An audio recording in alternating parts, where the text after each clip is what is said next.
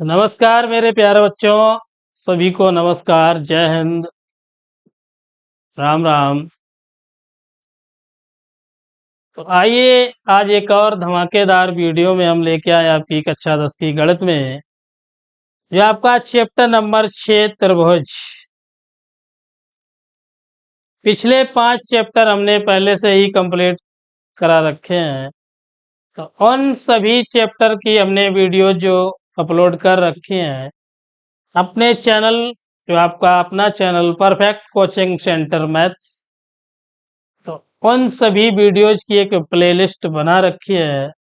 तो अगर आपको नए हैं हमारे चैनल पर, या जो चैप्टर 1 है, 2 है, 3 है, 4 है, 5, किसी में कहीं भी किसी प्रकार की समस्या उत्पन्न हो रही है, तो आप प्लेलिस्ट पर जाकर उन सभी वीडियोस से अध्ययन कर सकते हैं, जिससे आने वाले आपके बोर्ड एग्जाम 2025 में आपको अच्छे अंक लाने में सहायता मिलेगी।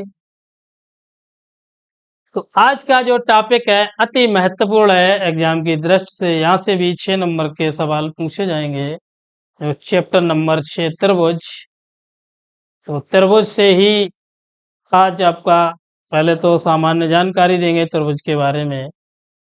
तो इसके बाद में आपको जो अध्याय पार्ट 1 है, वो एक्सरसाइज आपकी 6A है, उन दोनों से सवालों और इसके साथ थेल्स पर में भी आज के वीडियो में हल कराएंगे हम। तो चलिए देर ना करते हुए पहले हम आपको त्रिभुज की कुछ कॉमन जानकारी दिए देते हैं कि आपने कक्षा 8 9 में भी पढ़ा है, कक्षा 8 में भी पढ़ा है, 6 7 8 से आप पढ़ के आ रहे हैं, कक्षा 9 में भी हमने पढ़ाया, आपने पढ़ा है। तो त्रिभुज और उसके अनेक गुणधर्म जो भी है वो हम कक्षा 9 में अध्ययन कर चुके हैं, जिसमें आपका स्पेशली एक गुण है सर्वांग सम, कि त्रिभुज सर्वांग सम कम होते हैं। तो ये गुणधर्म आप पढ़ चुके हैं। तो ऐसी दो ज्यामितियां जिनके आकार और आमाप समान हो, तो इस प्रकार की आकृतियों को हम बोलते हैं सर्वांग सम आकृतियां। कि आकार भी और क्या है, आमाप, जो माप है और आकार है वो कैसा होना चाहिए, समान होना चाहिए। तो इस प्रकार की आकृतियों को हम बोलते हैं सर्वांग सम आकृति। अब यहां आप कक्षा 10 में समरूप आकृतियां पढ़ेंगे। क्या पढ़ेंगे? समरूप आकृतियां। तो समरूप आकृतियां क्या होती हैं कि दो समरूप आकृतियां कहलाती हैं यदि उनके आकार कैसे हो, समान हो। आकार समान हो परंतु जो माप है वो भिन्न हो सकती है। कि हमें आकार देखना है, आकार कैसा होना चाहिए, समान, और जो मापे हैं वो कुछ भी हो, कोई दिक्कत नहीं। तो इस प्रकार की आकृतियों को हम बोलते हैं समरूप आकृतियां। अब देखिए, हम देखते हैं समरूप आकृतियां, आपको बताते हैं।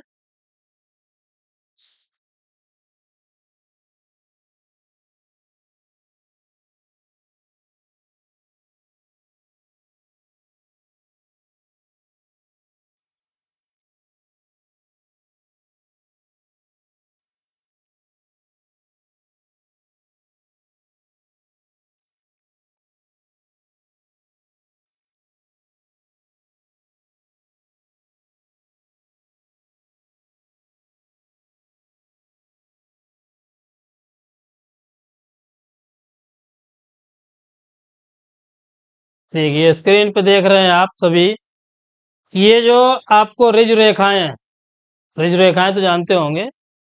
हाँ, कि रिज रेखाएं हैं, आपको ये 4 रिज रेखाएं दे रखी हैं हमने। तो इन रिज रेखाओं में समरूपता है। क्या है? समरूपता है। लेकिन देखिए आकार कैसे हैं, समान, लेकिन आमाप जो है वो कैसी है, देख रहे हैं आप चित्र से ही कि कम ज्यादा है आमाप। तो आमाप कैसी भी हो लेकिन आकार कैसा होना चाहिए, समान होना चाहिए। तो इस प्रकार की आकृति को बोलते हैं समरूप आकृति। या अन्य शेप देखते हैं हम।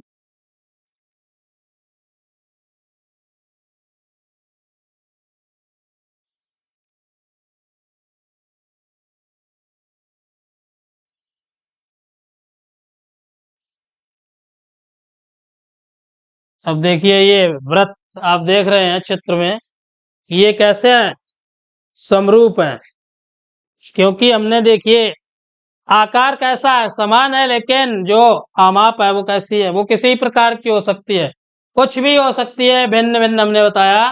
तो इस प्रकार की आकृति को बोलते हैं हम समरूप आकृतियां। जैसे देखिए और भी समझा दें आपको,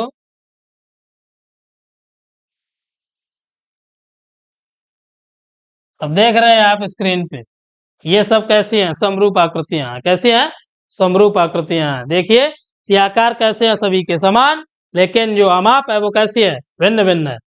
तो इस प्रकार की आकृतियों को हम बोलते हैं समरूप आकृतियां। या वर्गों में समरूपता, त्रिभुजों में समरूपता किसी में हो सकती है। अब देखिए वर्ग बनाते हैं,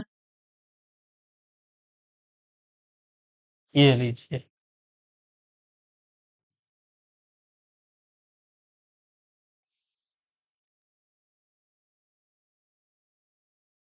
ये समान वर्ग है। माप कैसी है, अलग अलग है, आकार कैसे है, सेम है। जब आकार सेम है तो इस प्रकार की आकृति को हम क्या बोलेंगे, समरूप आकृति। या एक त्रिभुज देख लेते हैं, देखिए ट्रायंगल यहाँ पे बनाते हैं, ये देखिए,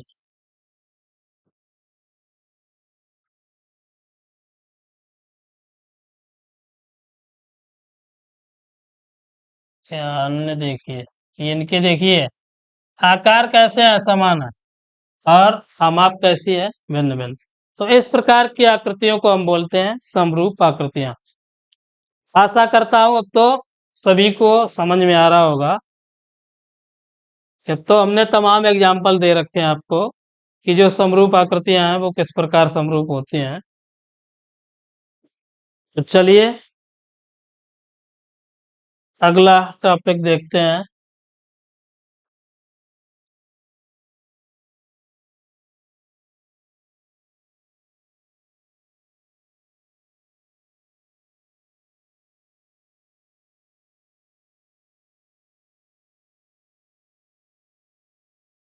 अब एक टॉपिक आपको यहाँ पे समरूप बहुभुज का भी देखने को मिलेगा।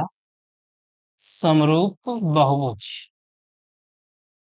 अब बहुभुज समझ ही रहे हैं आप कि भुजाएं कैसी हैं, बहुमात्रा में है, अधिक मात्रा में। तो समरूप बहुभुज, अब समरूप बहुभुज क्या होता है कि दो समान भुजाओं वाले बहुभुज समरूप जब ही होंगे जब उनके संगत कोण कैसे होने चाहिए, बराबर होने चाहिए। संगत कोण बराबर होने चाहिए तथा उनकी जो भुजाएं हैं वो समानुपाती होना चाहिए। ये भी ध्यान रखना है कि जो समरूप बहुभुज होगा उसके संगत कोण कैसे होने चाहिए, बराबर होने चाहिए, समान होने चाहिए, और जो भुजाएं हैं वो समान अनुपात में होना चाहिए। तो ऐसी आकृतियों को हम बोलते हैं समरूप बहुभुज।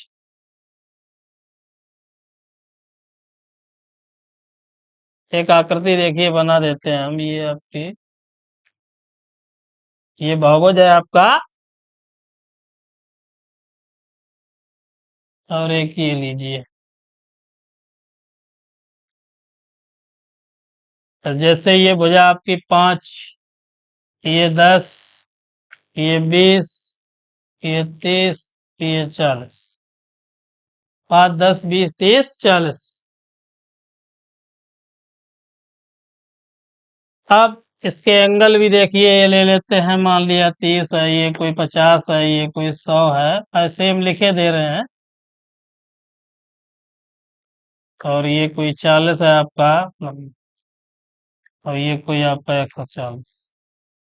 इसी प्रकार इसमें भी एंगल जो है आपके इसी प्रकार होना चाहिए, 50 और ये 100, ये हमने लिखा 40 और ये 140। अब इनकी मापें भी अनुपात में ही होनी चाहिए। अनुपात कैसा हमने बताया, समान अनुपात होना चाहिए। तो ये देखिए इस प्रकार की आकृति को हम बोलते हैं समरूप बहुभुज, क्योंकि देख रहे हैं स्क्रीन पे आप कि एंगल कैसे है, संगत कोण समान है, अब भुजाएं भी समान अनुपात में हो जाएंगी। ये 5 दूना 10, 10 दूना 20, 20 दूना 40, 30 दूना 60, या 40 दूनी 80, कैसा है, समान अनुपात है। तो जब समान अनुपात होगा, संगत कोण बराबर होंगे, तो इस प्रकार के बहुभुज को बोला जाएगा समरूप बहुभुज। चलिए अगला टॉपिक देखते हैं आप सीधे। जो अध्याय 6 है आपका, प्रश्नावली 6 से। तो निम्नलिखित युग्मों के में दो भिन्न भिन्न उदाहरण पूछे गए हैं। फर्स्ट सवाल लिखा है समरूप आकृतियां। तो अभी आपको हमने समझाया है कि जो समरूप आकृतियां हैं वो किस प्रकार रहती हैं। कि समरूप आकृतियां अभी वृत्त बताए, वर्ग बताए, चतुर्भुज बताए। तो दो समरूप आकृतियां पूछी गई हैं इसमें आपसे। तो दो समरूप आकृतियां कुछ भी बना सकते हैं। अभी वृत्त हमने बना लीजिए, वृत्त ही बना देते हैं। लीजिए, ये लीजिए, ये आपके समरूप आकृतियां हो गई। या वर्ग बना लेते हैं दो। ये लीजिए, ये आपकी कैसी हैं? समरूप आकृतियां। दो वृत्त एक दूसरे के समरूप होते हैं और दो वर्ग एक दूसरे के समरूप होते हैं। तो नोट कीजिए ये। चलिए अगला देखते हैं क्या। ऐसी आकृतियां जो समरूप नहीं है। अब ऐसी आकृतियां पूछी गई हैं समरूप नहीं है। तो इस प्रकार देखिए, कोई एक त्रिभुज बना दीजिए, ये लीजिए आप। और एक कोई बना दीजिए वृत्त, ये लीजिए। अब ये कैसी हैं? समरूप नहीं है। कि दोनों की आकार ही नहीं समान है। जब आकार समान नहीं है, हमने क्या कंडीशन बताई आपको कि आकार समान होना चाहिए। जब आकार समान होगा तो आकृति कैसी होगी? समरूप होंगी। और जब आकार ही समान नहीं होगा तो आकृति समरूप नहीं होंगी। तो ये कैसी हैं? समरूप आकृतियां नहीं। चलिए अगला टॉपिक लिखा है कि निम्नलिखित चतुर्भुज समरूप हैं या नहीं। तो इसमें चित्र नहीं बने हैं। तो चित्र हम बना देते हैं, देखिए आपके।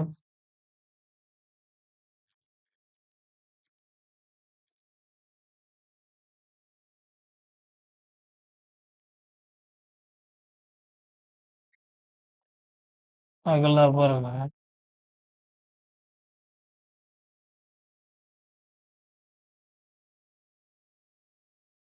एक वर्ग है और एक चतुर्भुज। P Q R S.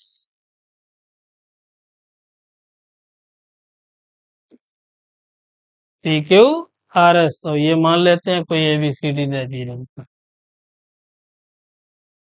चल, अब इनकी मापें देखते हैं। एक है 1.555 टोटल। ये भी 1.5 सेंटीमीटर। ये भी आपकी 1.5 सेंटीमीटर और ये भी 1.5 सेंटीमीटर। दूसरी वाली ये 3-3 सेंटीमीटर की हैं सभी।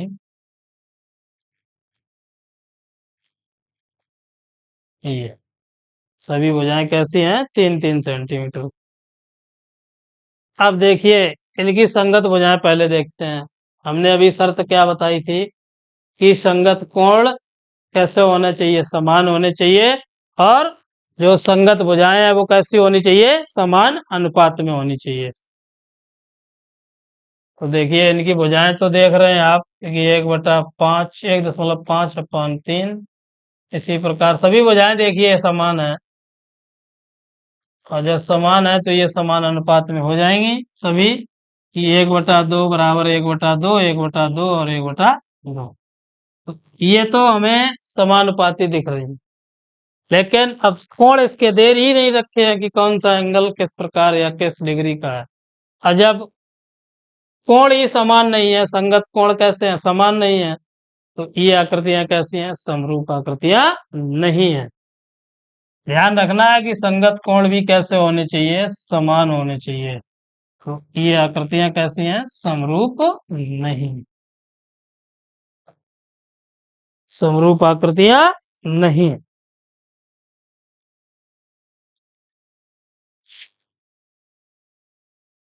चलो अगला टॉपिक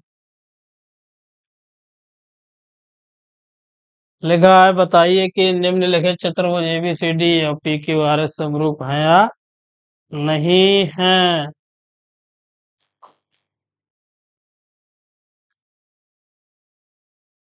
लीजिए, एक बना लेते हैं। एक PQRS और एक कैसा है? ABCD।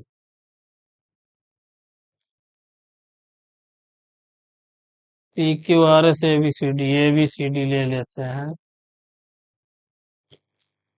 दूसरा है पी क्यू आर एस। चलिए यानी कि कोण वगैरह देखते हैं। एक 105, 100 और 170 और 185। ये चार एंगल हो गए। अब इसी प्रकार पी क्यू आर एस में 105 और 100 है, ये 70 है और 185। एंगल के अलावा इनकी मापे हैं 1, 2.1। ये है शायद आपकी 1.5। अगला है 2.5 और नेक्स्ट है 2.4। ये तो भुजाओं की माप। अगला है 4.8। ये आपकी 5, ये 3 और ये 4.2। अब पूछा गया है आपसे कि समरूप है या नहीं। तो समरूप के लिए हमने अभी आपको बताया है कि आकृतियां जब भी समरूप होंगी या चतुर्भुज जब भी समरूप होंगे जब उनके संगत कोण समान होने चाहिए। कैसे होने चाहिए? संगत कोण समान होने चाहिए और भुजाएं कैसी होनी चाहिए? समानुपाती होनी चाहिए। तो देखिए इसमें एंगल पहले आप देख लें। कोण ए बराबर हमें दिख रहा है कोण पी के। कोण बी बराबर है आपका कोण क्यू के। और कोण सी बराबर है आपका कोण आर के। और कोण डी बराबर है कोण एस के। ये चार चार के चारों एंगल आपके बराबर हो गए। और जब एंगल बराबर हो गए तब भुजाएं देख लेते हैं।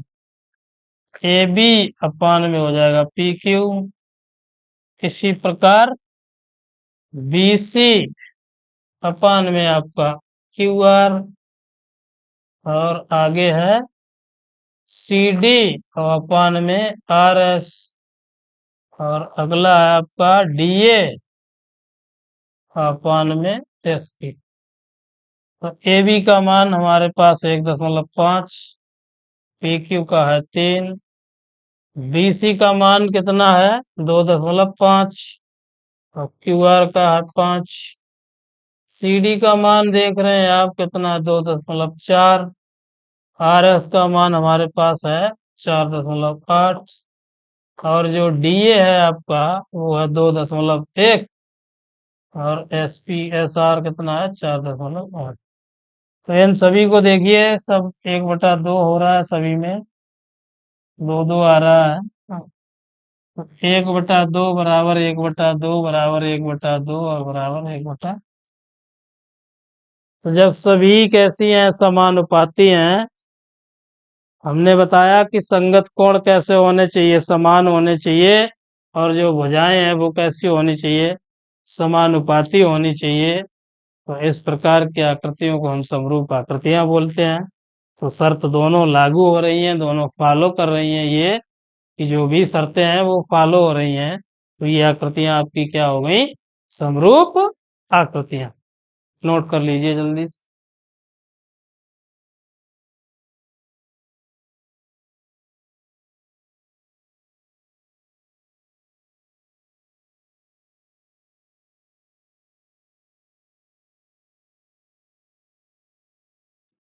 चलिए देखते हैं अगला टॉपिक।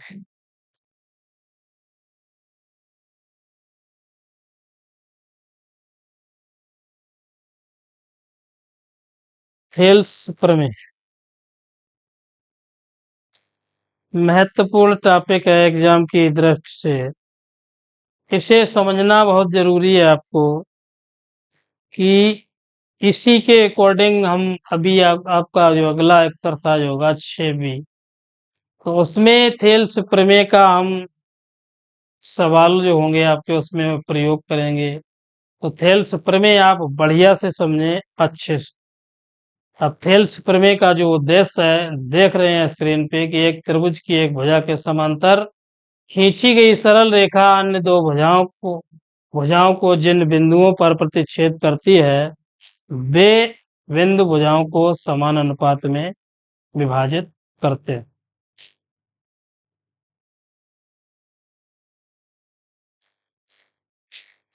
तो चलिए देखिए, पहले तो हम थेल्स प्रमेय का स्टेटमेंट तो हमने देख ही लिया है।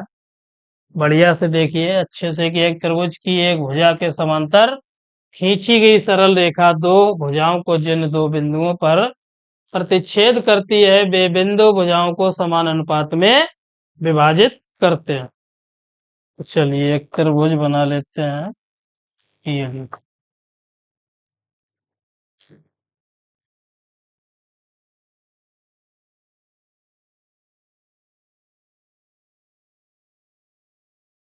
बन गया आपका त्रिभुज।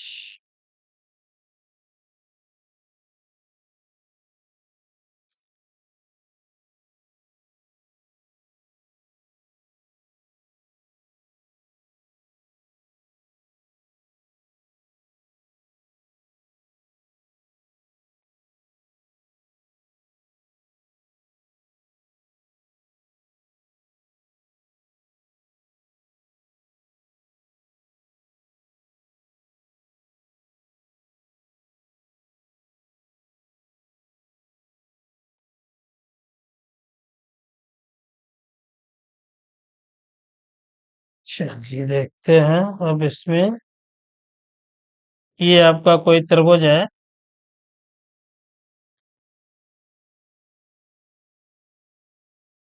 ए बी सी एक त्रिभुज लिख लीजिए, पहले बिंदु ही डाल लीजिए। ए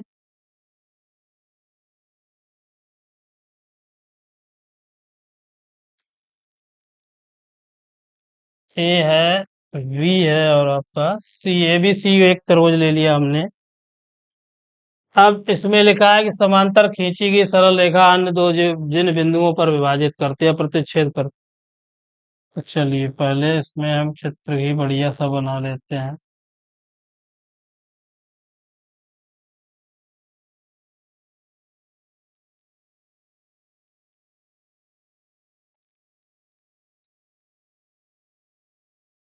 ये लीजिए, इस प्रकार हमने ये कोई एक विभाजन बिंदु बना रखा है।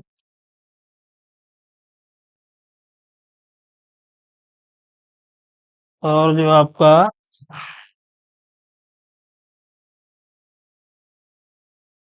ये कोई दो वो मध्यकार दे दीजिए।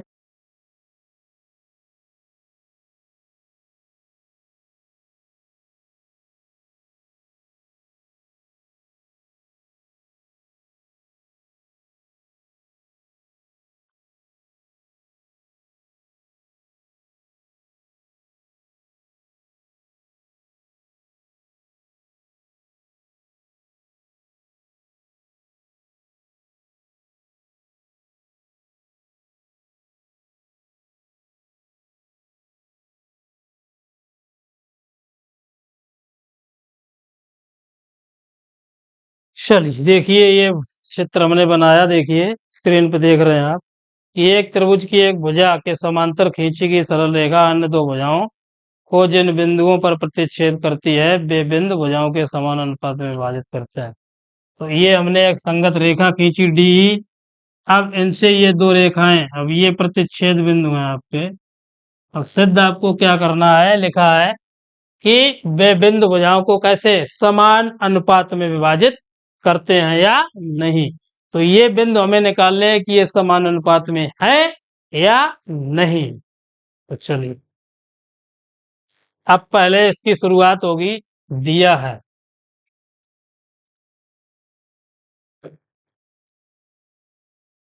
दिया है में आपको लिखना है जो भी आपको दे रखा है कि एक त्रिभुज एबीसी,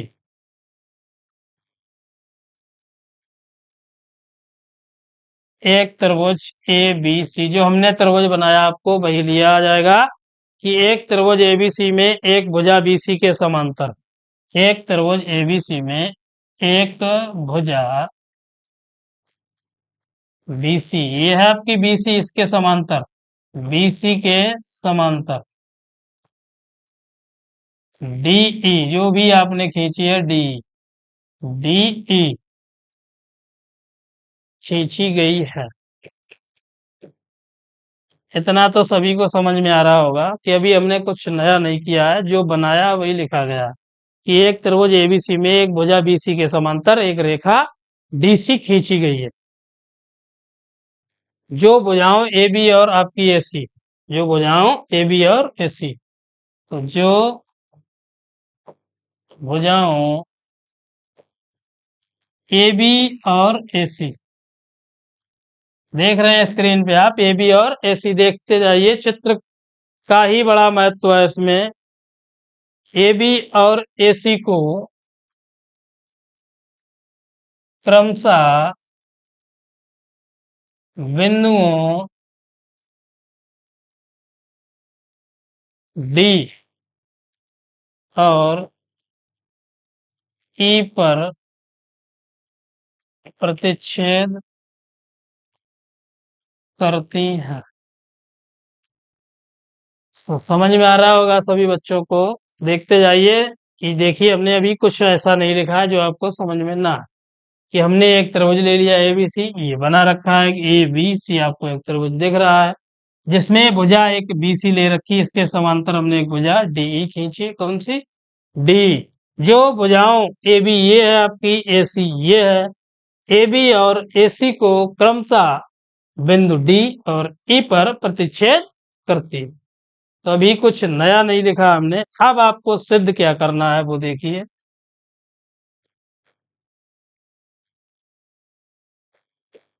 सिद्ध करना है। अब सिद्ध करने के लिए देख रहे हैं स्टेटमेंट में कि वे बिंदु भुजाओं को समान अनुपात में विभाजित करते हैं। तो अब आपको एडी अपॉन में डीवी, तो ये बिंदु हमने बताया कि ये बिंदु हैं आपके, तो इन्हें कैसा होना चाहिए, समानुपाती होना चाहिए, समानुपाती। तो जो आपका बिंदु होगा एडी अपान में क्या हो जाएगा, डीवी, देख रहे हैं आप कि ए और डी और वी।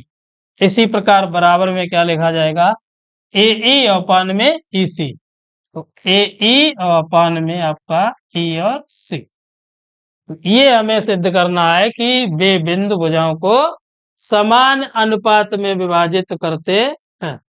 तो स्टेटमेंट के अकॉर्डिंग ही चलना है। लिखा है कि एक त्रिभुज की एक भुजा के समांतर खींची गई सरल रेखा अन्य दो भुजाओं को जिन दो बिंदुओं पर प्रतिच्छेद करती है, वे बिंदु भुजाओं को समान अनुपात में विभाजित करते हैं। तो सर्वप्रथम हमें एक त्रिभुज लेना है जो हमने बना रखा है कि एबीसी एक त्रिभुज ले लिया। अब भुजा उसकी जो त्रिभुज है उसकी भुजा बीसी के समांतर एक भुजा हमने डीई ले रखी है, जो भुजाओं ए बी और ए सी पर बिंदु डी तथा ई पर प्रतिच्छेद करती हैं। अब सिद्ध क्या करना है कि जो बिंदु है आपके वे समान अनुपात में है या नहीं है। तो समान अनुपात के लिए ए डी अपान में डी बी हो गया, इधर ए ई अपान ई सी हो गया। अब देखिए रचना लिखेंगे, जो डॉटेड लाइनें दिख रही हैं आपको कि हमने रचना में क्या किया है। तो रचना में देखिए रेखाखंड बीई तथा सीडी खींचे, रेखाखंड बीई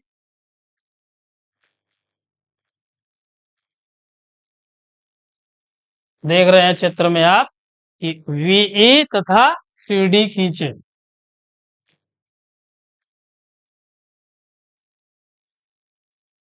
वीई और सीडी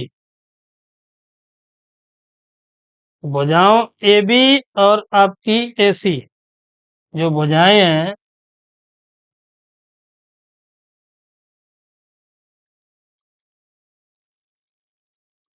ए बी और एसी पर, जो आपका एक एफ है और एक जी, एफ और जी। तो एक आपका है क्या है, F E, sorry F E है, तथा डीजी, ये कैसे आपके परपेंडिकुलर लंब खींचे। अब रचना भी आपको समझ में आ रही होगी। क्या लिखा है हमने कि रेखाखंड बीई तथा सीडी, ये देख रहे हैं आप डॉटेड हमने, ये आवासी है, डॉटेड है तो एक बीई और सीडी खींची। अब लिखा है कि रेखा भुजाओं AB और AC, जो आपकी भुजाएं हैं त्रिभुज में AB और AC, इन पर जो FE एक है ये लंब है आपका और दूसरा DG एक लंब है, तो ये लंब खींचे। जल्दी से नोट कीजिए। अब आपकी उपपत्ति कराएंगे हम, अब होगी उपपत्ति। अभी तक तो ये थ्योरम का स्टेटमेंट जो भी दे रखा है, अप्रूव करना है क्या रचना है वो।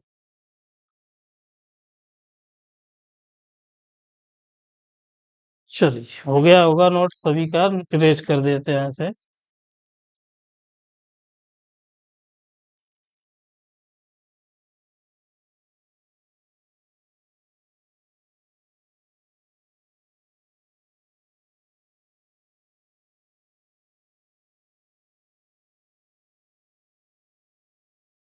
अब उपपत्ति में देखिए,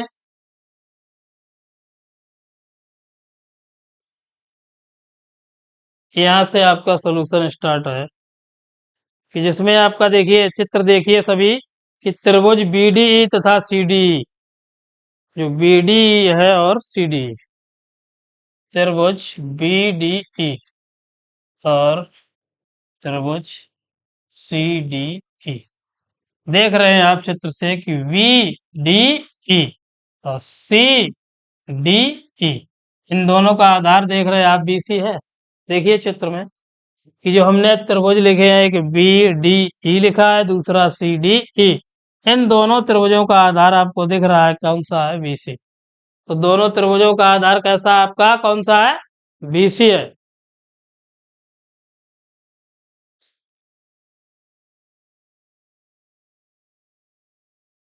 तो त्रिभुज BDE तथा CDE आधार DE लिख लेते हैं, DE पर ये आधार DE पर स्थित है। चलिए अब आगे देखिए, इसलिए जो आपका त्रिभुज BDE का क्षेत्रफल निकालेंगे पहले। तो त्रिभुज का क्षेत्रफल क्या होता है, 1/2 आधार गुणे ऊंचाई। तो यहाँ से चित्र से देखते हैं आप कि एक ही आधार पर जब हैं तो आपके जो त्रिभुज BDE है इसका क्षेत्रफल और जो आपका त्रिभुज CDE है इसका क्षेत्रफल, त्रिभुज CDE का क्षेत्रफल, ये कैसे हो जाएंगे, इक्वल हो जाएंगे।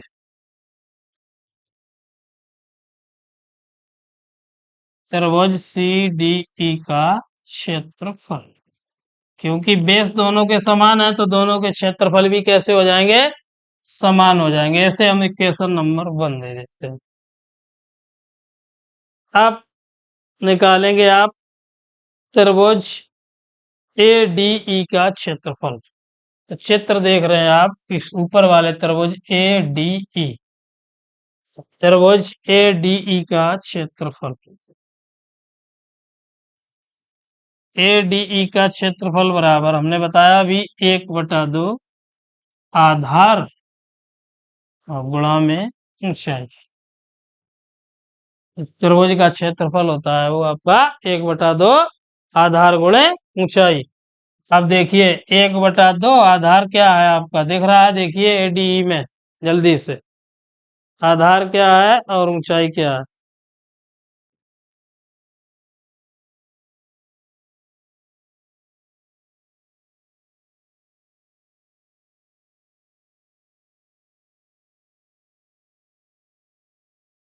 आधार आपका AD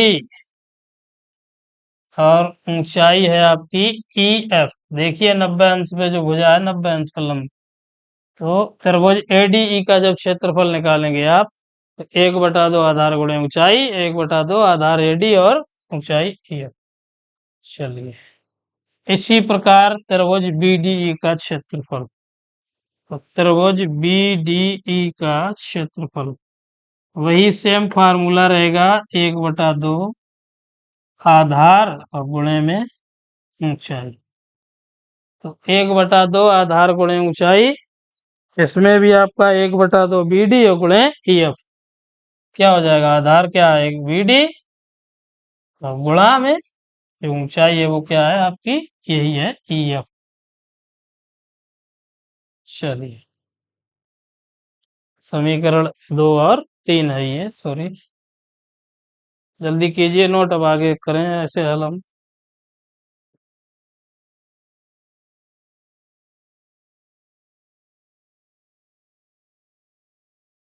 चलिए, हो गया नोट।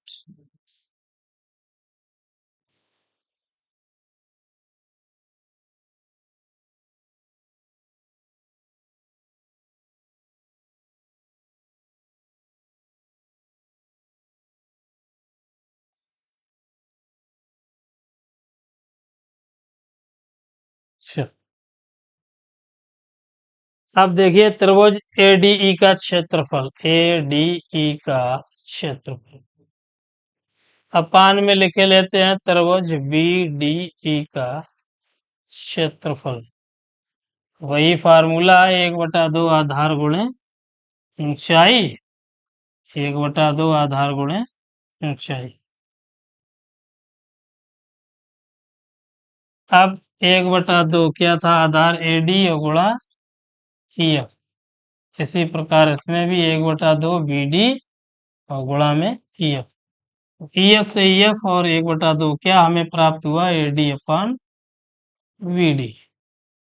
AD और BD अनुपात हमें प्राप्त हो गया।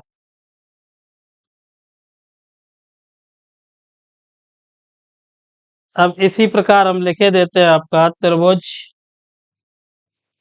अब डायरेक्टली लिखते हैं क्योंकि बड़ी हो गई है थ्योरम। तो जो आपका त्रिभुज ADE का क्षेत्रफल अपान में लिखे लेते हैं त्रिभुज CDE का क्षेत्रफल, और सूत्र तो आपको हमने बता ही रखा है कि 1/2 आधार गुणे ऊंचाई, 1/2 आधार गुणे ऊंचाई, इसका हो जाएगा आपका 1/2 गुणे AE और जो ऊंचाई है इसकी DG। इसी प्रकार जो नीचे आपका 1/2 आधार गुणे ऊंचाई, तो 1/2 इसी गुणे DG, ये लीजिए, इससे ये कैंसिल, 1/2 से 1/2 कैंसिल। अब देखिए AG अपान EC बचा आपका, जल्दी कीजिए नोट। बस हो गई कंप्लीट, सिद्ध हो गई आपकी।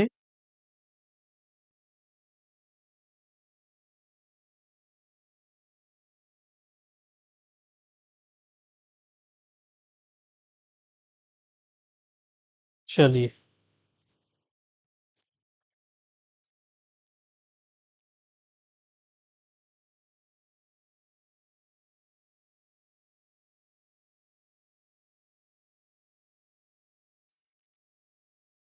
अतः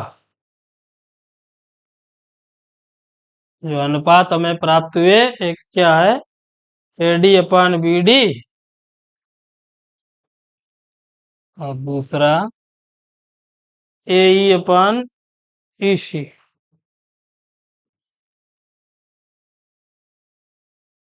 अब देखिए ये आपको दिख रहे हैं, AD अपान में BD है, दूसरा AE अपान EC। तो बस यहीं से आपका सिद्ध होता है कि ये भुजाएं कैसे समान अनुपात में विभाजित करते हैं, बस यही आपको दिखाना चाहता है। बिंदुएं या बिंदु भुजाओं को समान अनुपात में विभाजित करते हैं।